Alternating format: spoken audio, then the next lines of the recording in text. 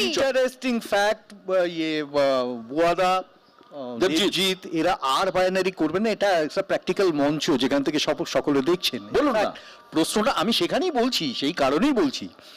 একটা জিনিস পরিষ্কার বিশ্বদা, যে আজকে পশ্চিমবাংলা আমরা বারবার বলেছি পশ্চিমবাংলার একটা অনুপ্রবেশ আছে একটা শ্রেণী, কিন্তু পশ্চিমবাংলার অনুপ্রবেশ শ্রেণীকে ডিটেক্ট করবার যে দায়িত্ব, সে দায়িত্বটা কিন্তু কেন্দ্রীয় এজেন্সির।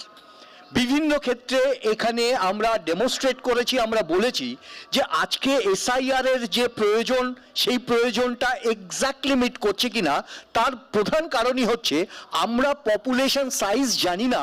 একটা অজ্ঞাত কারণে 2021-এ বন্ধ হয়ে গেল, বেরোলো না একটা সাইজ অফ পপুলেশন, যাকে আমরা সেন্সাস বলি বা জনগণনা বলি। এখন প্রশ্নটা এখানে, আমরা কিভাবে এক্সপেরিমেন্ট করতে পারি?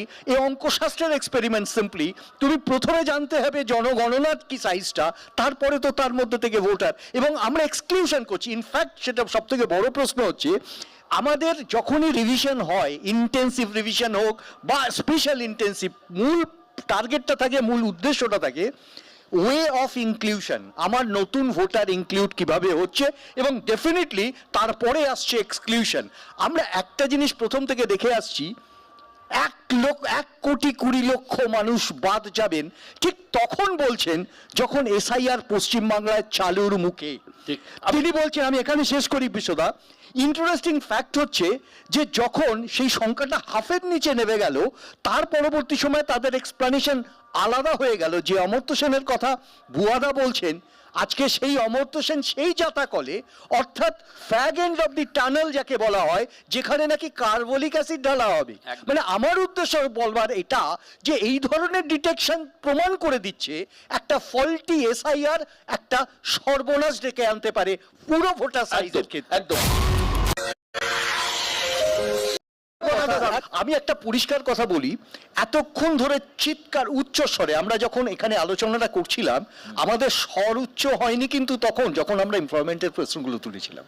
কেউ চিৎকার করে বলেননি যখন আমরা তুলেছিলাম শিল্পের নীতি। কেউ আমরা বলিনি স্বাস্থ্য ব্যবস্থা, রাজ্য কেন্দ্র মিলে। আমরা কেউ বলিনি বৈদেশিক অবস্থা, যখন ভারতবর্ষের পাশের যে দেশগুলো সেখানে আমরা ডিপ্রেসিভ রিলেশনশিপগুলো ধীরে ধীরে ক্ষয়িষ্ণু।